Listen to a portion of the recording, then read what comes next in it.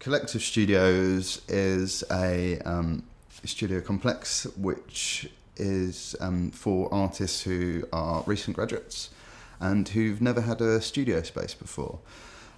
So what we aim to do is create an environment where the artists can kind of collaborate or can just be kind of colleagues together and having a kind of space where you can have crit nights and things like that. It's just having that community, I guess, is an important thing as artists.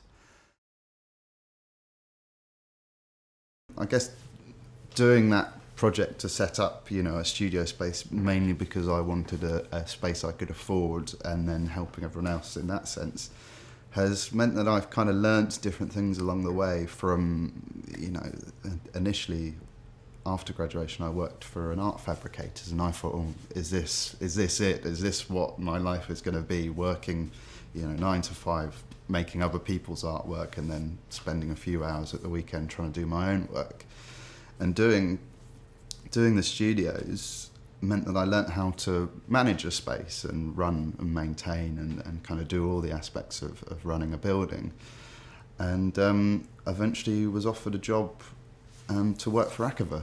I was approached by them because we'd done so well here. So that's now meant that I can work a few days a week doing that and actually concentrate on my own artwork and as well as concentrating on collective studios as well, and kind of running things like the gallery and workshops and all the other things we do.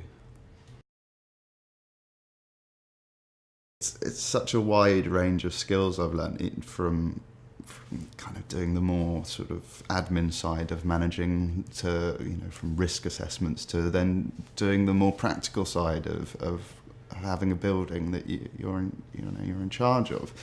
So I'm, from IT skills to building skills to to all the, you just wouldn't assume it'd be so varied.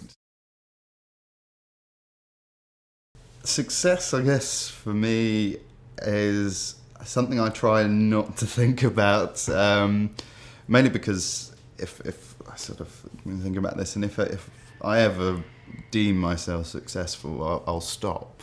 I think my driving force is trying to become more and more successful, and you sort of we've had lots of little successes along the way, and that's kind of been great to just keep you going. But I think if you ever say, right, that's it, I am a success, then what's the point of carrying on? I think just the nature of doing so many things now is that there's different things have different measures of success. So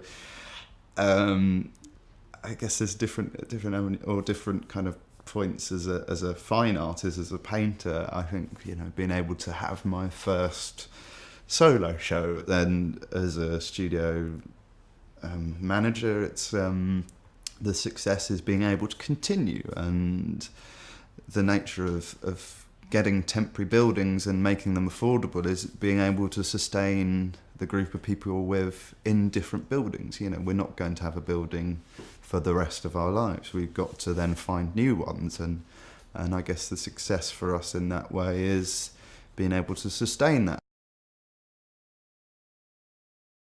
Even in your last year, you have to start looking into what you're going to do, and especially as a fine artist, I think you carry on regardless of your sort of financial constraints, but to kind of become a professional artist, you need to think about where you're going, whether you'd want the space to work in, and then how you're going to afford that space, and kind of whether you set that up yourself. You've got to ask the right people, and there's that kind of dirty word of networking, but networking is just talking to the right people, getting advice from the right people. There's so many people out there who will give you advice. You ask and you might get, you might not, but you've got to keep on going and keep on asking and keep on finding the opportunities for yourself. Just do it. If you don't pick up on opportunities and don't carry on, then don't be afraid to fail.